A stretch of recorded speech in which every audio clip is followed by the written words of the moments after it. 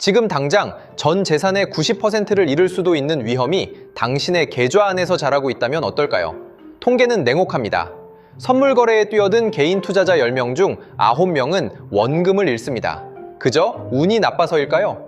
아닙니다. 시스템 설계 자체가 당신의 실패를 기다리고 있기 때문입니다.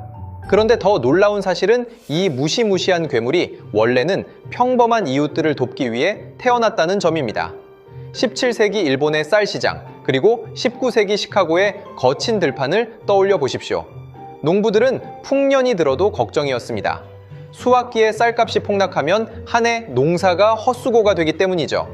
반대로 빵집 사장님은 밀가루 가격이 치솟을까봐 밤잠을 설쳤습니다. 내일의 가격이 안개 속인 상황에서 장사를 하는 건 마치 눈을 감고 고속도로를 달리는 것과 같았습니다. 이때 구원투수로 등장한 것이 바로 선물입니다. 빵집 사장님이 밀가루 도매상에게 제안합니다. 전쟁이 나든 가뭄이 들든 반년 뒤에도 밀가루 한 포대를 무조건 4,000원에 사겠습니다. 도매상은 안정적인 판로를 얻어줬고 사장님은 원가 걱정 없이 빵을 구울 수 있게 됐습니다.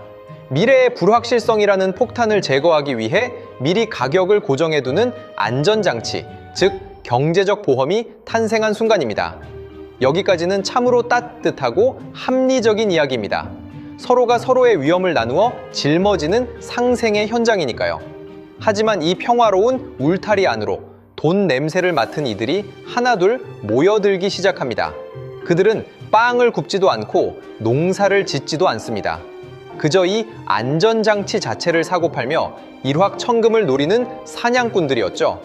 누군가에겐 생존을 위한 방패였던 선물이 어느새 상대를 찔러야 내가 사는 날카로운 칼날로 변질되기 시작했습니다. 이제 시장은 더 이상 빵집 사장님들의 평화로운 거래처가 아닙니다. 0.1초 만에 수십억이 오가는 냉혹한 전장으로 탈바꿈했습니다. 평범한 보험이 어떻게 우리를 파멸시키는 무기가 되었는지 그 치명적인 변이 과정을 제대로 이해해야 당신의 소중한 자산을 지킬 수 있습니다. 빵집 사장님이 안전하게 장사를 하려 만든 이 시장에 어느 날부터 낯선 손님들이 들어오기 시작했습니다. 이들은 밀가루 한 포대 써본 적 없는 사람들입니다. 그저 밀가루 가격이 오를지 내릴지만 보고 베팅을 하러 온 투기꾼들이죠. 이들에게 선물은 사업을 지키는 보험이 아니라 단숨에 인생을 역전시켜줄 로또 복권과 같습니다. 김철수라는 투자자를 예로 들어보겠습니다. 그는 뉴스를 보다 러시아와 우크라이나의 긴장이 고조되는 것을 보고 직감합니다. 밀가루 공급이 줄어들 테니 가격이 무조건 오르겠구나. 그는 즉시 3개월 뒤 밀가루를 4,000원에 살 수 있는 선물 계약을 대량으로 사들입니다. 실제 밀가루를 창고에 쌓아둘 필요도 없습니다. 그저 4,000원에 살 수 있는 권리라는 종이 한 장만 쥐고 있으면 됩니다. 예상은 적중했습니다. 전쟁의 여파로 시장 가격은 6,000원까지 치솟습니다. 박 투자는 실제로 밀가루를 받지 않습니다.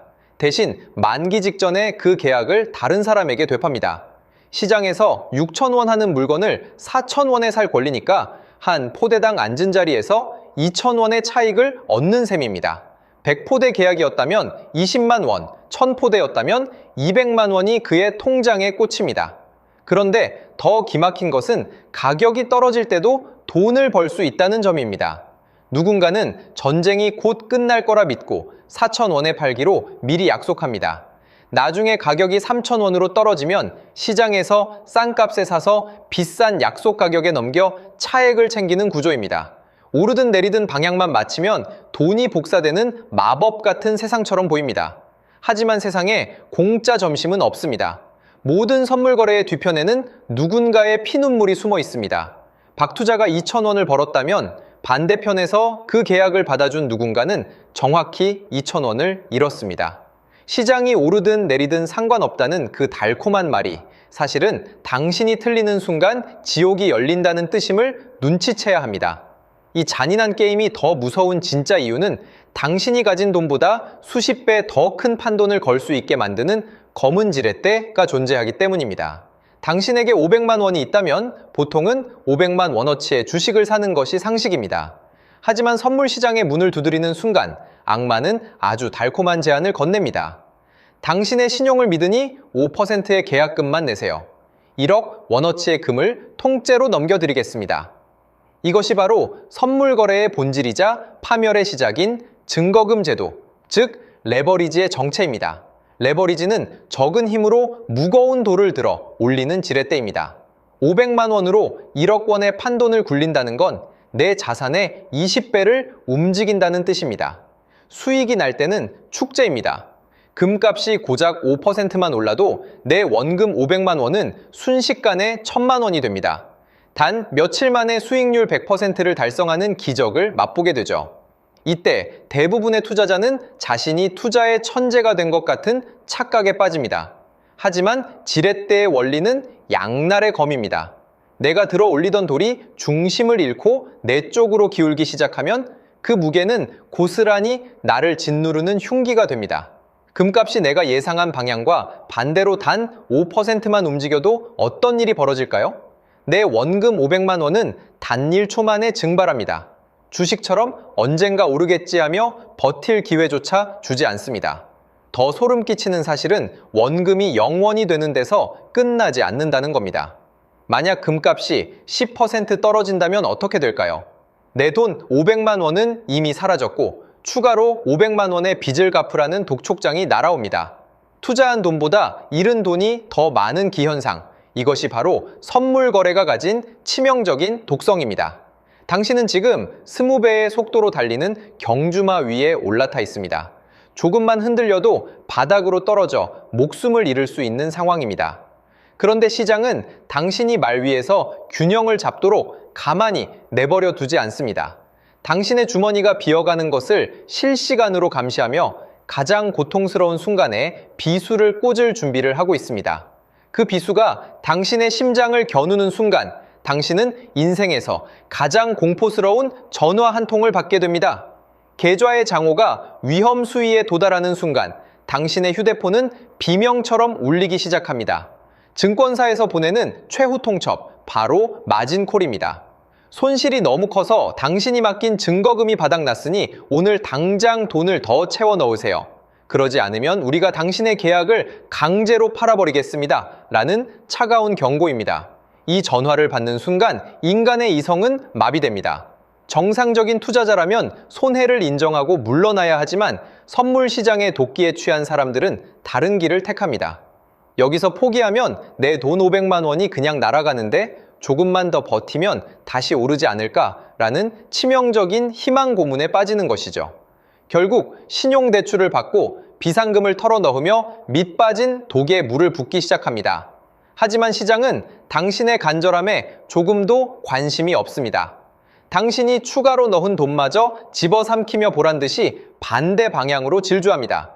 결국 더 이상 돈을 구할 곳이 없어졌을 때 증권사는 자비 없이 강제 청산 버튼을 누릅니다. 시장에서 가장 불리한 가격에 당신의 모든 것이 팔려나갑니다. 당신이 잠시 화장실을 다녀온 사이 혹은 눈을 붙인 사이 전 재산이 숫자로만 남고 증발해버리는 겁니다. 이것은 단순히 상상 속의 이야기가 아닙니다. 750만 원으로 시작한 투자가 하룻밤새 5천만 원의 빚으로 변하는 현장은 지금 이 순간에도 어디선가 벌어지고 있습니다. 레버리지라는 족쇄에 묶인 채 마진콜의 공포에 떨다 보면 투자는 어느덧 일상이 아닌 지옥이 됩니다. 자신의 의지와 상관없이 모든 자산이 강제로 탈탈 털려나가는 기분, 경험해보지 않은 사람은 절대 알 수 없는 처참함입니다. 그런데 이런 개인의 비극이 한두 명의 실수가 아니라 전 세계적인 재앙으로 번졌던 사건이 있었습니다. 3천만 원을 넣은 투자자가 단 24시간 만에 2억 원의 빚더미에 올라앉게 만든 인류 역사상 유례없는 검은 그림자의 정체를 아십니까? 2020년 4월 전 세계 금융 역사에 영원히 기록될 유령 같은 사건이 터졌습니다. 국제 유가가 사상 처음으로 마이너스를 기록한 것입니다. 기름을 사가는 사람에게 오히려 돈을 얹어주는, 상식적으로는 도저히 이해할 수 없는 비현실적인 상황이 현실이 되었습니다. 전 세계의 비행기가 멈추고 공장이 문을 닫자 넘쳐나는 원유를 보관할 창고가 가득 차버린 탓이었습니다. 당시 유가 상승에 베팅하며 선물 계약을 들고 있던 수많은 개인 투자자들은 그야말로 날벼락을 맞았습니다. 가격이 0원만 되어도 전 재산을 잃는 줄 알았는데 바닥 아래에 지하실이 있다는 것을 처음 목격한 것이죠. 원유 선물 레버리지를 극단적으로 썼던 사람들은 단 하룻밤 만에 원금의 몇 배에 달하는 빚을 떠안았습니다. 3천만 원을 투자했던 이가 자고 일어나니 2억 원의 채무자가 되어 있는 그야말로 지옥도가 펼쳐졌습니다. 화면 속의 숫자가 마이너스로 곤두박질 치는 동안 투자자들이 할 수 있는 일은 아무것도 없었습니다. 시스템조차 마이너스 가격을 처리하지 못해 먹통이 되는 사이 강제 청산조차 불가능한 상태로 손실은 눈덩이처럼 불어났습니다. 설마 기름값이 0원 밑으로 내려가겠어? 라는 안일한 믿음이 인생을 송두리째 파괴하는 독화살로 돌아온 것입니다. 이 사건은 선물 거래의 가장 잔혹한 민낯을 보여주었습니다. 주식은 회사가 망하지 않는 한 가치가 0원 밑으로 떨어지지 않지만 선물은 당신이 상상할 수 있는 모든 범위를 넘어선 손실을 안겨줄 수 있습니다. 당신의 계좌에 찍힌 숫자는 단순한 데이터가 아니라 당신과 가족의 미래입니다. 시장은 그 미래를 단숨에 집어삼킬 만큼 냉혹하고 거대합니다. 자, 이제 스스로에게 물어보십시오. 당신은 과연 이토록 변덕스럽고 파괴적인 시장을 통제할 수 있다고 믿으십니까? 당신이 마주하고 있는 모니터 건너편에는 당신의 이런 근거 없는 자신감을 먹고 자라는 거대한 포식자들이 입을 벌리고 기다리고 있습니다. 그들이 누구인지, 그리고 왜 당신이 그들과의 싸움에서 이길 수 없는지 그 냉정한 진실을 마주해야 할 시간입니다. 선물 시장이라는 거대한 카지노에서 당신의 맞은편에 앉아있는 상대가 누구인지 생각해 본 적이 있습니까? 그들은 당신처럼 스마트폰 앱으로 뉴스 몇 줄 읽고 베팅하는 사람들이 아닙니다. 전 세계의 모든 정보를 실시간으로 긁어 모으는 슈퍼컴퓨터, 그리고 하버드와 MIT 출신의 수재들이 모인 골드만삭스, JP 머건 같은 거대 투자 은행들입니다. 이 전쟁터는 결코 공정하지 않습니다. 당신이 요즘 금값이 오를 것 같네라고 생각하며 매수 버튼을 누를 때 그들은 이미 수조 원의 자금을 동원해 판을 짜놓고 당신을 기다립니다. 그들은 인공지능 알고리즘을 통해 0.001초 단위로 거래를 체결하며 개미 투자자들이 공포에 질려 물량을 던질 때 그 피 같은 돈을 싹쓸이해 갑니다. 정보의 양, 기술의 속도, 그리고 자본의 규모까지 모든 면에서 당신은 이미 지고 들어가는 싸움을 하고 있는 셈입니다. 더 잔인한 것은 선물의 만기입니다. 주식은 가격이 떨어져도 10년, 20년 버티면 언젠가 회복될 거라는 희망이라도 가질 수 있습니다. 하지만 선물은 정해진 시간이 지나면 무조건 승부를 내야 합니다. 시간이 당신의 편이 아니라 적이 되는 것입니다. 시장이 잠시 숨을 고르는 그 짧은 순간에도 만기는 다가오고 방향이 조금만 틀어져도 당신의 계약은 쓰레기 조각이 됩니다. 선물 시장은 누군가 1억을 벌면 반드시 누군가는 1억을 잃어야 하는 제로섬 게임입니다. 시장 전체가 커지며 다 같이 잘 살 수 있는 주식 시장과는 근본부터 다릅니다. 이 냉혹한 약육강식의 세계에서 과연 당신이 저 괴물 같은 기관 투자자들을 제치고 마지막에 웃는 한 명이 될 확률이 얼마나 될까요? 통계는 당신이 그저 그들의 잔치상에 올라온 먹잇감일 뿐이라고 말해줍니다. 이제 선택의 시간이 왔습니다. 이 무시무시한 사실을 알고도 여전히 당신의 소중한 인생을 운에 맡기시겠습니까? 선물이라는 칼은 누군가의 손에서는 정교한 수술 도구가 되지만 준비되지 않은 당신의 손에서는 스스로를 해치는 흉기가 될 뿐입니다. 이 지옥 같은 게임에서 당신의 영혼과 자산을 지킬 수 있는 마지막 안전핀을 공개하며 이야기를 마무리하려 합니다. 투자의 전설이라 불리는 워런 버핏은 선물과 같은 파생 상품을 가리켜 대량 살상 무기라고 경고했습니다. 자본주의가 만들어낸 가장 정교한 도구이지만 다루는 법을 모르는 이에게는 원자폭탄만큼이나 위험하기 때문입니다.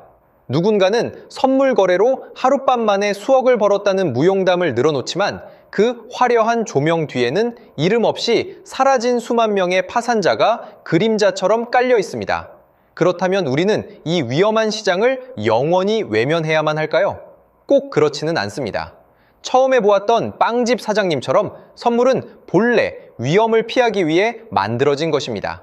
대한항공 같은 항공사가 기름값 폭등에 대비해 원유 선물을 사고 삼성전자가 환율 변동에 대비해 달러 선물을 사는 것은 아주 현명한 전략입니다. 그들에게 선물은 투기가 아니라 사업의 생존을 결정짓는 든든한 안전핀입니다. 문제는 당신이 이 시장을 대하는 태도입니다. 만약 당신이 지금 선물 거래를 고민하고 있다면 세 가지만은 반드시 기억하십시오. 첫째, 절대로 생활비를 건드리지 마십시오. 다음 달 월세, 아이들 학원비, 가족의 전세금처럼 잃으면 인생이 무너지는 돈으로 하는 투자는 결코 이길 수 없습니다. 공포에 질린 눈으로는 시장의 흐름을 읽을 수 없기 때문입니다. 둘째, 레버리지를 낮추고 손절매를 신앙처럼 지키십시오. 증권사가 권하는 20배, 30배의 지렛대 대신 2배에서 3배만 사용해도 변동성은 충분합니다. 그리고 내가 정한 손실 한도에 도달하면 미련 없이 나오십시오. 조금만 더 라는 미련이 당신의 계좌를 마른 걸레 짜듯 쥐어짜 버릴 것입니다. 셋째, 공부하지 않을 거라면 시작도 하지 마십시오. 세계 경제의 흐름과 지표를 이해하지 못한 채 뛰어드는 것은 눈을 감고 지뢰밭을 걷는 것과 다를 바도 없습니다. 결국 가장 확실한 수익은 무모한 베팅이 아니라 당신의 소중한 자산을 지키는 것에서 시작됩니다. 750만 원이 5천만 원의 빚이 되는 것은 공포 영화가 아니라 지금 이 순간에도 벌어지는 현실입니다. 이 냉혹한 진실을 잊지 마십시오. 내용이 괜찮았다면 구독과 좋아요 부탁드립니다. 당신의 계좌가 숫자가 아닌 땀의 가치로 지켜지길 진심으로 응원합니다. 감사합니다. 경제전략실이었습니다.